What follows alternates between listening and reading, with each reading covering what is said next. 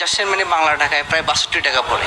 তাহলে এক কেজি সবজিতে যদি 62 টাকা বিমান ভাড়া বেড়ে যায়, তাহলে 1000 কেজিতে 62,000 টাকা বেড়ে যায়। এটা তো এফেক্ট আমাদের বাইরের উপর পড়তেছে। এমন না যে আমাদের যে তেলের দাম বেড়ে গেছে, কি কারণে কোন যুক্তিতে আমাদের বিমান ভাড়াটা বাড়লো আমরা কোনো পাচ্ছি না। রপ্তানিকারকদের অভিযোগ, অল্প সময়ের ব্যবধানে এত বেশি ভাড়া বাড়ানোয় বিমুখ হচ্ছেন ক্রেতা। এক্ষেত্রে প্রতিবেশী দেশ ভারত ও নেপালে বিমান ভাড়া অনেক কম হওয়ায় প্রতিযোগিতায় টিকে থাকা কঠিন হয়ে পড়ছে। কানাডা, লন্ডনে 1 কেজি আম রপ্তানি করতে গেলে রাম বা তরিতরকারি সব 700 টাকা বাংলা টাকায়, আর সেটা ইন্ডিয়া রপ্তানি করে বোম্বে থেকে বা ক্যালকাটা থেকে বাংলাদেশি টাকায় 350 টাকা, আমাদের চাইতে অর্ধেক। সরকারের কাছে অনুরোধ জানাবো এই সেক্টরকে বাঁচিয়ে রাখার জন্য, এখানে হাজার হাজার মানুষ এই সেক্টরে জড়িত, এই বিমান ভাড়াটা প্রত্যাহার করার জন্য।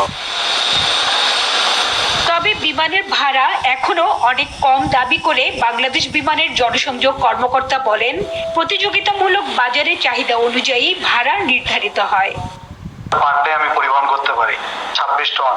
এখন আমার কাছে যদি 60 টন আসে, আমি তো সবাইকে অ্যাকোমোডেট করতে পারবো না। বিমান বাংলাদেশ এয়ারলাইন্সের কার্গো পরিবহনের যে ভাড়া, এটা বিমান বাংলাদেশ এয়ারলাইন্সের আদার্স এয়ারলাইন্সের চেয়ে কম।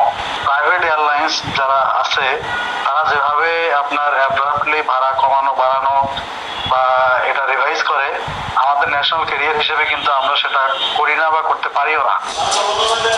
বর্তমানে বিশ্বের 40টিরও বেশি দেশে সবজি ও ফলমূল রপ্তানি হয়। সর্বশেষ 2024-25 অর্থ বছরে বিভিন্ন দেশে বাংলাদেশ $100 কোটি কৃষি পণ্য রপ্তানি করে। হাজেরা শিউলি, এখন, চট্টগ্রাম। গেল কয়েক বছরে অস্বাভাবিক হারে বেড়েছে চালের দাম, যার বিরূপ প্রভাব পড়েছে স্বল্প আয়ের মানুষের জীবিকায়। পরিসংখ্যান বলছে 5 বছরে এই মূল্য বাড়ার প্রবণতা 56%, যেখানে পার্শ্ববর্তী দেশ ভারতে 7 বছরে বেড়েছে 20 থেকে 25%। চালের অস্বাভাবিক মূল্য বৃদ্ধির কারণ খুঁজেছেন মাজেদুর রহমান। বগুড়া সারিয়াকান্দির যমুনা তীর রক্ষা বাঁধে পরিবার নিয়ে বসবাস করেন ভ্যান চালক শিপন প্রামাণিক। তার আয়ই চলে 8 সদস্যের পরিবার। শিপনের দৈনিক আয়ের 4 থেকে 500 টাকার অর্ধেকই ব্যয় হয় চাল কিনতে। চালের কেজি 40 টাকা থেকে 65 টাকা হওয়ায় বেড়েছে অভাব। এমন অবস্থায় পরিবারের পুষ্টি চাহিদা নিশ্চিত করা তো দূরের কথা, মাঝে মাঝে দিন পার করতে হয় খেয়ে না খেয়ে। চালের দাম আগের থেকে অনেক বেশি, 60-65 টাকা কেজি। এতে সংসার চলে না, কামাই আগের মতোই আছে, কিন্তু চালের দাম বৃদ্ধি। চাউল তখন আসলে 30-35 টাকা, এখনো 400-500 টাকা কামলার দাম, এখন হলো চাউল হলো 60-65 টাকা। আমার এই সংসার চলে না, টানাটানি হয়। 2020 সালে মার্চ মাসে দেশে মোটা চালের গড় দাম ছিল 31 টাকা 46 পয়সা, যা গেল মার্চে দাঁড়ায় 49 টাকা 11 পয়সায়। কৃষি বিভাগ বলছে উৎপাদন খরচ বৃদ্ধি পাওয়ায় কিছুটা বেড়েছে চালের দাম। এছাড়া ধান চালে মজুত করে ইচ্ছে মতো দাম নির্ধারণ করছে বিভিন্ন বড় প্রতিষ্ঠান। বিভিন্ন মৌসুমী ব্যবসায়ী আছেন যারা মৌসুমে বিভিন্ন ধরনের ধান চাল কিনে রাখেন, পরবর্তীতে আবার বিক্রি করার চেষ্টা করেন। তাদের এই যে কৃত্রিম সংকট তৈরি করেন তারা, এই কারণে কিছু দাম বেড়ে যায়। আবার কৃষকদের যে উৎপাদন খরচ, আমি যদি 2020-এর তুলনায় চিন্তা করি বা আরও একটু আগে 2015 এর তুলনায় অনেকটু বেড়ে গেছে। প্রতিবেশী দেশ ভারতের তুলনায় দ্বিগুণের বেশি বেড়েছে চালের দাম। উৎপাদন খরচ বাড়লেও বাড়েনি কৃষকের ভর্তুকি। এছাড়া বাজার ব্যবস্থাপনার ত্রুটির কারণে চালের দাম অস্বাভাবিক হারে বেড়েছে বলে জানান কৃষি অর্থনীতিবিদরা। কর্পোরেট মুনাফা, বিশেষ করে কর্পোরেট বিজনেস যারা করে তারা এই জায়গায় মুনাফা বেশি করছে। আমরা সবাই জানি বাংলাদেশের এটা বাস্তব কথা যে কারসাজি হচ্ছে এখানে। এই জায়গায় সরকারের নিয়ন্ত্রণ আরও প্রতিষ্ঠিত করতে হবে এবং সরকারের নিয়ন্ত্রণ এখানে নিতে হবে। পাশাপাশি সরকারকে কৃষকদের কাছ থেকে একটা পোর্শন ধান সরাসরি কিনতে হবে, চাউল সরাসরি মিলারদের কাছ থেকে কিনতে হবে, এখানে কোনো মিডলম্যানের রাখা যাবে না।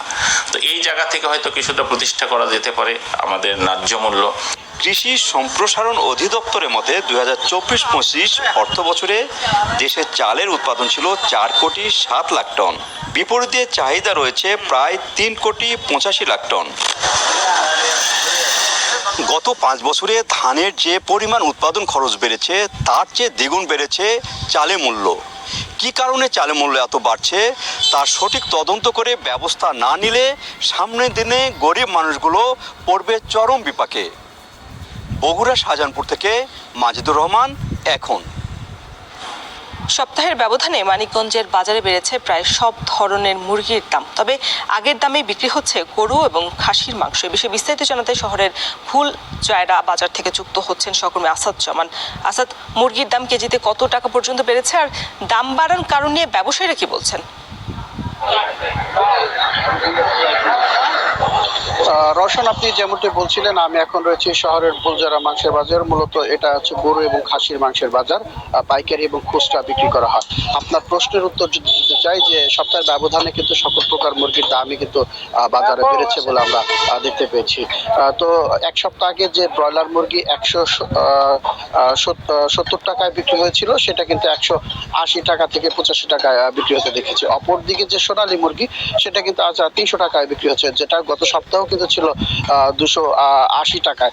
অপরদিকে দেশি মুরগি যেটা রয়েছে সেটা হচ্ছে মানভেদে কিন্তু 500 থেকে 600, সেটা কিন্তু একই রকম রয়েছে বলে আমরা দেখতে পেয়েছি বাজারে।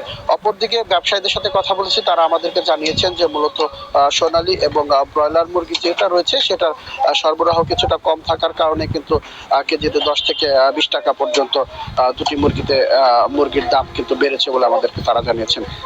তো আমি যে বাজারে রয়েছি সেটা হচ্ছে ফুলজরা মাংসের বাজার। এটাকে ভোর থেকেই কিন্তু একেবারে গরু এবং খাসির কিন্তু পাইকারি এবং খুচরা বিক্রি হয়ে থাকে বলে আমরা দেখেছি। এবং এখানে যে দরে বিক্রি হচ্ছে সেটা হচ্ছে গরুর মাংস খুচরা বিক্রি হচ্ছে 700 টাকা কেজি, যেটা আগেও ছিল, এবং পাইকারি বিক্রি হচ্ছে 680 টাকা কেজি করে।